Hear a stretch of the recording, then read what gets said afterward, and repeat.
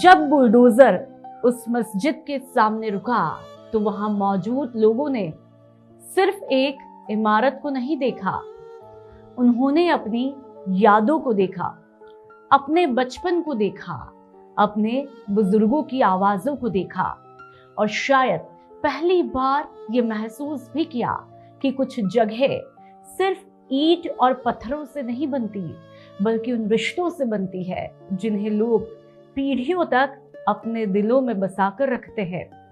राजस्थान के बाड़मेर जिले की सरहद पर राष्ट्रीय सुरक्षा के मद्देनजर चल रही कार्रवाई के बीच जब प्रशासन की टीम एक पुरानी मस्जिद तक पहुंची, तब किसी ने नहीं सोचा था कि वहां खड़ा एक जवान और एक बुजुर्ग इमाम हजारों लोगों को इंसानियत का ऐसा सबक दे जाएंगे जिसकी गूंज बुलडोजर की आवाज से भी बहुत दूर तक सुनाई देगी।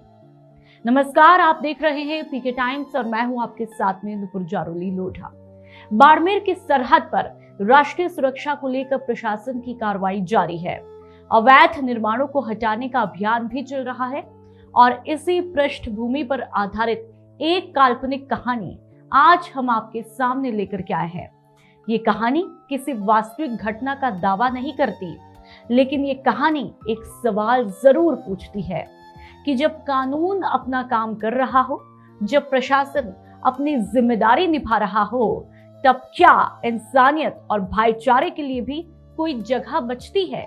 आज की कहानी शुरू होती है एक मस्जिद से, एक बुलडोजर से और दो ऐसे लोगों से जो अलग अलग धर्मों से थे, लेकिन जिनके दिलों में एक दूसरे के लिए सम्मान किसी भी दीवार से बड़ा था।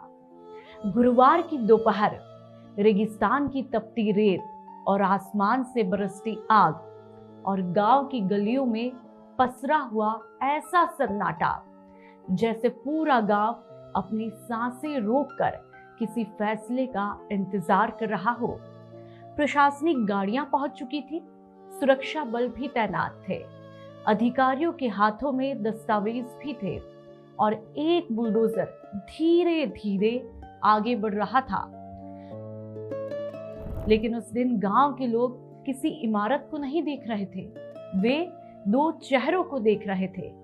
एक तरफ सीमा सुरक्षा बल का जवान राहुल सिंह, तो दूसरी तरफ गांव के बुजुर्ग इमाम हाजी अली मुबारक।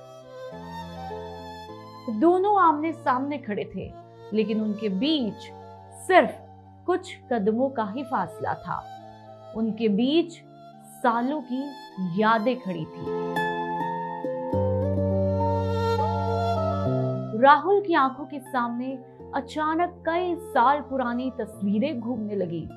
उसे याद आया वो दिन जब वह पहली बार इस सरहदी गांव में आया था। नई पोस्टिंग, अनजान लोग, तपती गर्मी और सूखता हुआ गला। उसकी पानी की बोतल भी खाली हो चुकी थी। थकान से कदम लड़खड़ा रहे थे। तभी एक बुजुर्ग ने उसे आवाज दी, आओ बेटा, पहले पानी पी लो। वो बुजुर्ग कोई और नहीं, हाजी अली मुबारक थे। उन्होंने मिट्टी के घड़े से पानी निकालकर राहुल को दिया और मुस्कुराकर कहा, सरहद पर रहना है तो दिल बड़ा रखना बेटा। राहुल को तब अंदाजा भी नहीं था कि एक गिलास पानी उसके जीवन का सबसे खूबसूरत रिश्ता बन जाएगा। समय बीतता गया, लेकिन रिश्ता गहराता गया। ईद आती तो हाजी साहब राहुल के लिए सेवैया रखते। दिवाली आती तो राहुल मिठाई लेकर उनके घर पहुंच जाता। कभी कुरान की बातें होती तो कभी रामायण के किस्से, कभी देश की चर्चा होती तो कभी गांव की, और हर बातचीत का अंत एक ही बात पर होता, इंसानियत सबसे बड़ा धर्म है। सरहद के उस गांव में जहां देश की आखिरी चौकी खड़ी थी, वहां धर्म की दीवारें नहीं थी, सिर्फ भरोसा था, सिर्फ अपनापन था, सिर्फ इंसानियत थी। लेकिन आज वही राहुल एक ऐसी जगह खड़ा था जहां उसका दिल और उसका फर्ज एक दूसरे के सामने खड़े थे।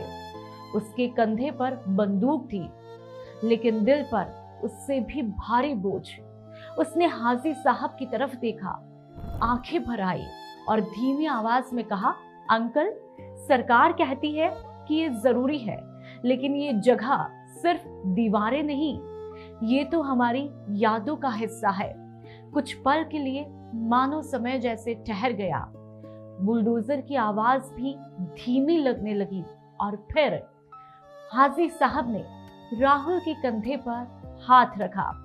वही हाथ जिसने कभी उसे दुआ दी थी, वही हाथ जिसने कभी उसे बेटे की तरह प्यार दिया था। हाजी साहब ने कहा, बेटा, देश सबसे ऊपर है, देश रहेगा तो हम भी रहेंगे।